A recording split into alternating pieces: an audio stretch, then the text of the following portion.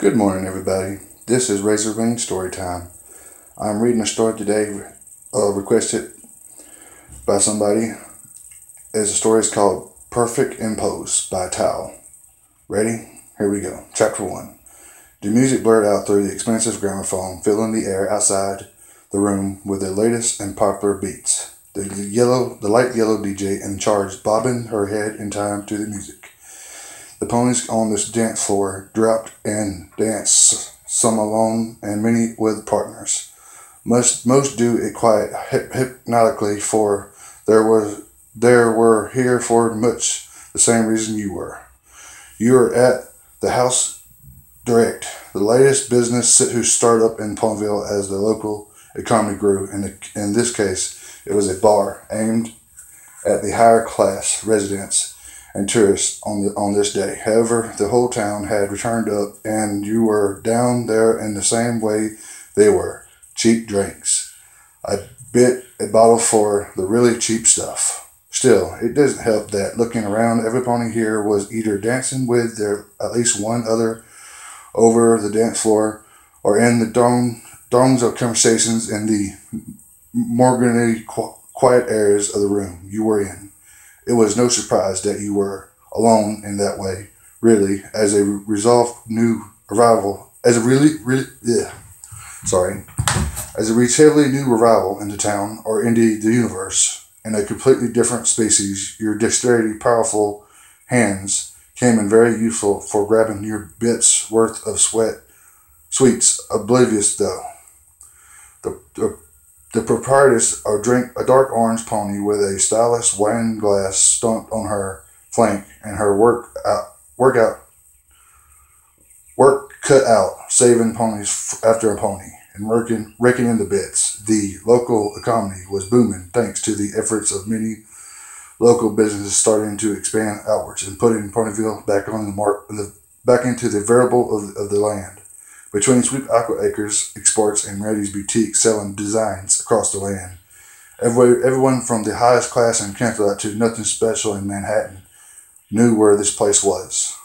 It's done wonders for you, too.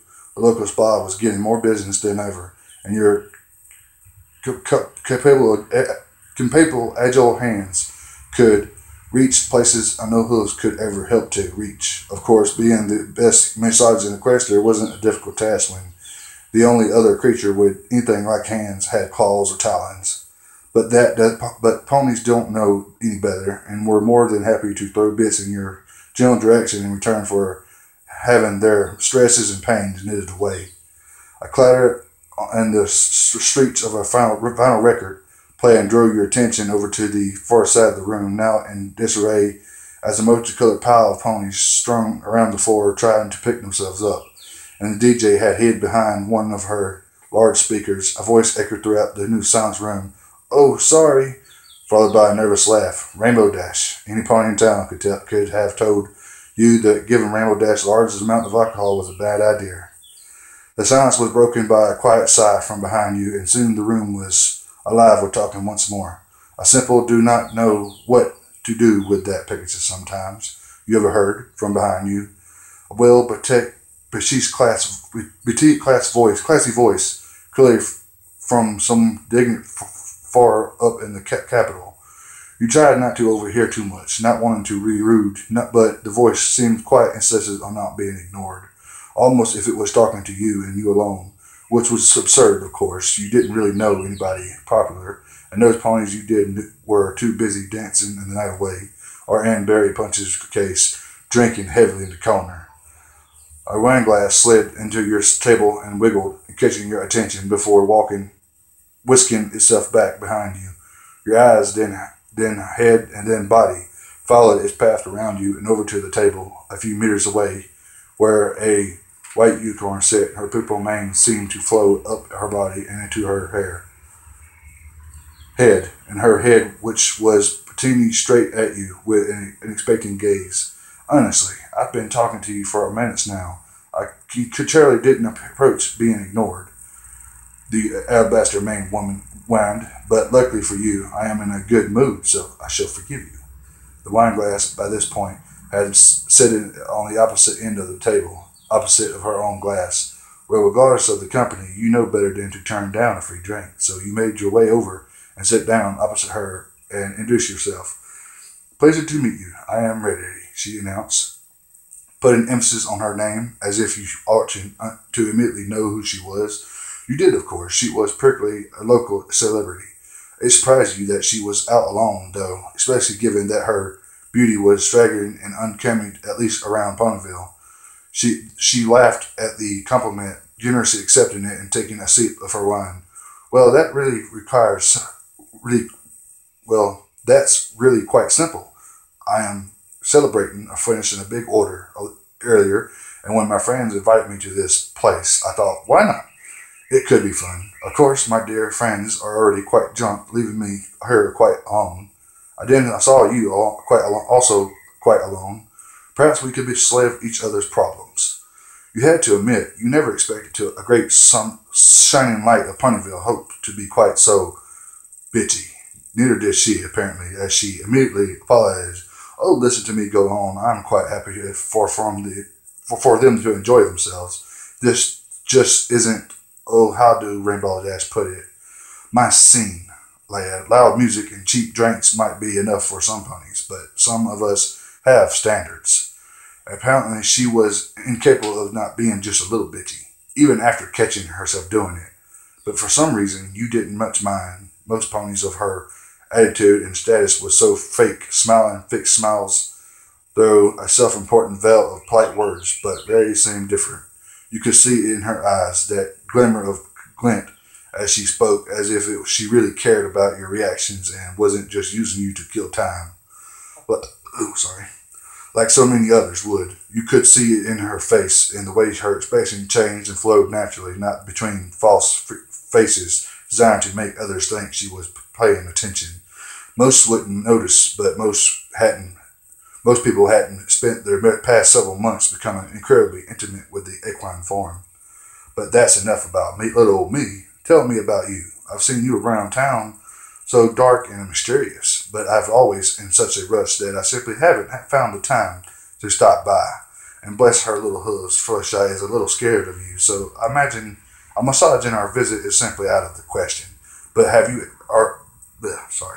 But here you are now, and I'm all ears. Her look and fashion doesn't falter, and she honestly seems interested, so you didn't know what she knew, so you told her the lot about your work, where you lived, and how little about where you were from before, though your entire life story would have taken more time than either of you had. Rarity nodded and hummed at a parent throughout the whole thing, waiting until you finished. So you're telling me that you wear these clothes every day? She questions, immediately as if it was absurd you've been unable to find more clothes that would fit you.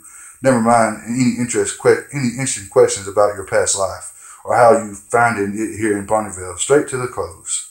She quietly cleared was a straightness at heart. No, that simply won't do. I won't allow it. Let's finish up this bottle and I'll start taking measurements. You don't live without some decent clothing. Both of you looked down at the bottle and it was empty. Both of you wouldn't absorb mentally drinking as you chattered. You didn't even notice. Well then, ready? Depend? Let's go. Rarity couldn't live without saying goodbye to her friends and managing to make it to the dance floor with a minimum of knocking things over. Managing to catch the attention of her friends and interrupting Dash's barely planned swooping and turns and Twilight's spasms and what apparently customed as a dance for two of them to tell them she was off home. But that she hoped that they'll have a fantastic night. She didn't bother telling Pinkie, finding her and Barry cozy, snoozing gently against each other, surrounded by bottles. Pinkie never could let somebody be lonely. Then you were away, out into the cold night air and leaving the land, loud music, alone. The silence was deafening and both of you said nothing to enjoy it. Loud music and cheap drinks wasn't really your scene either, though you shared the bottle with Rarity, diminutive size working against her, and she was having a little trouble working in an entire straight line, and spent most of her short journey home to her arm leaning against your leg. Now, what shirt do you want? I could do anything from casual to classic. It's really not no trouble. Much as you didn't want to take advantage of her generosity, you had to admit some more practical clothing would be excellent. Rainy days were the bane of your life, almost always leaving you soaked through and without a hopeful sun to dry your soaking clothes, though occasionally a stray Pegasus would take pity on you and pick a little hole in the clouds occasionally. Practical? Have you been talking to Applejack? Oh, well, never mind.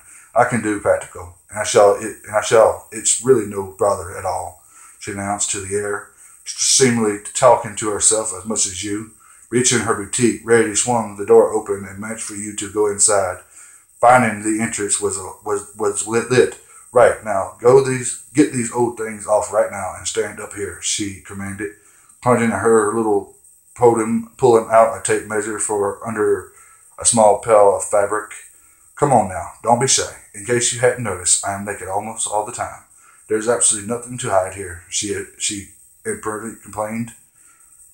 After several seconds of mindlessly, you currently had noticed, you thought to yourself, remembering how you tried to hang behind Ray on your short journey here so you could admire her without her noticing. You couldn't help but wonder what that gorgeous white flank would look like, tinted pink from a night's rough slapping. Oh my, settle down you, she laughed. A lady would never do those things on a first date. You hadn't thought that to yourself. You should have cursed the half bottle of wine, while what seems like every drop of blood in your body rushed to your cheeks, setting them alight with a pure face of embarrassment. On the other hand, she seems more amused by it than shocked. A surprise, considering her overbearingly ladylike attitude, as her interest in you begins to strip, leaving your old smelly clothes in the messy pile for her clean, tidy, perfect floor. Walking over and hoping into the podium, your blush glows deeper as you realize you were standing completely naked right in front of Rarity, and your earlier thoughts had not gone unnoticed by your libido. Apparently not noticing, Rarity snapped to the tape measure tight in front of you and held it at your side, climbing up a conventional piece of stepladder to measure your full height. Nodding and letting out a satisfied she stepped down and looked at you. Jabbing you with the end of her horn, she strictly told you to lift those arms, knew to measure your chest, pulling the tape measure tight and around you. Pulling the tape measure tight and around you, she climbed up onto the podium to get to a better look at the exact measure again. Nodding, and she noted it down. Arms down, please, she commanded, still standing by your side.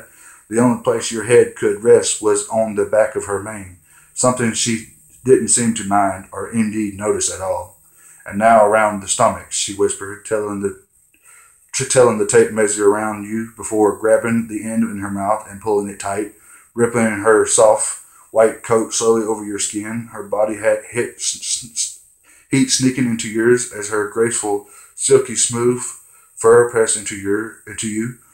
Considering the freezing cold tape measure she was squeezing you with, she nodded again, moving from her mane against your hand and legs, and sneaking the tape measure free.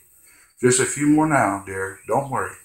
You shouldn't be bored much longer, she whispered to you, holding the top of the tape measure at your hips and taking the other end in her muzzle, pulling it down your leg slowly and sensually, and the time with the movements of her face. Her tail wrapped itself around your other leg and stroking downwards, quietly noting down the length with a curious She looked up at you.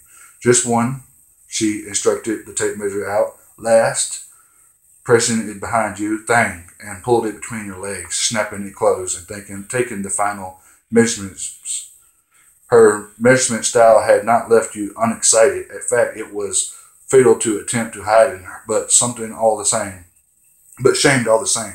You slipped away to put your clothes back on, but found her hoof holding you back. Laughing, Rarity shook her head. No, my dear. I think it's best if we burn those. You can stay here tonight. I shall get started in the morning, and you shall leave looking and feeling fabulous. My bedroom is through that door, third on the right, and there is plenty of room for both of us. Just give me a minute to clean up here, and I'll dispose of your clothing, and I'll be right with you. That's not being an image you could or would dare to refuse. You wandered through to the dimly lit back room of the shop. Sure enough, Reddy's bedroom was the third door on the right, and it swung open almost effortlessly until it hit the mast that clattered almost every square inch of the room, save for a small passage to the bed and front room for the door to open half open. Materials, tools, sheets, and paper with unique, unfinished, or erratic designs and things you couldn't place. You finally sure you saw a half-eaten sandwich somewhere under there. This must be somebody else's room. Reddy hadn't mentioned anybody else living here, but somebody must. This disorder doesn't match what you know of Reddy at all. Is there a problem, dear? You hear from behind you. Reddy had head peeking round the door, waiting for you to continue on so she could squeeze in. Yes, I know. It's a little bit of a mess in here, but I assure you, I know where everything is. Look, there's the new designs over there in my idea center. There's a snack and the important thing for tonight in bed. There. Go, shoot. Carefully fighting your way across the organized chaos. It is, she indignantly replied to your humorous question, to her bed. You climbed in, finding its impressively large size quite accepting even for your large human form. Scooting along the aforeside, you watched as Rarities tilted and made the bed, straightened the divider on top of you before sliding in herself, somehow managed to avoid wrinkling the sheets as she went. Her soft, high-pitched grunts as she lowered herself inside, however, didn't go unappreciated, and soon the divider above you rose up, becoming more wrinkled. Ray didn't seem to notice. Facing away from you and lightly resting her head on the pillow, she whispered "good night" and promptly fell asleep. After all that teasing, she fallen asleep in the same bed, less than a foot away, and you had resigned yourself to a night of unaccompanied loneliness when you heard an important and found her staring right straight at you.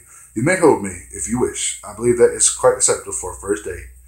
A first date it had been, you suppose. The two of you had gotten along quite well back at the bar. Strange for an event you had such low expectations, or had resigned in this, laying in the bed next to one of the classiest and most famous mares in all of Ponyville, with an arm over her and one under her. It felt glorious. Her chest lightly rose and fell around you, and her tail resting completely between your likely aroused. She wasn't made aware of just how excited you were to be this close. Falling asleep in the face of such excitement was difficult, but eventually you managed to drift off into the warm, fuzzy oblivion, falling with sweet dreams and sweet smells. Alright, everybody, I'm going to stop this right here and continue it. This is going to be probably a 2 to 3 parter. And if you like, subscribe. And if you don't, I don't care. This is a story. I'm just reading it to have fun. And thanks for the request I got from James. I think that's how you pronounce his name. I'm not sure. I'll leave his name in the descriptions. And thanks, everybody. Bye.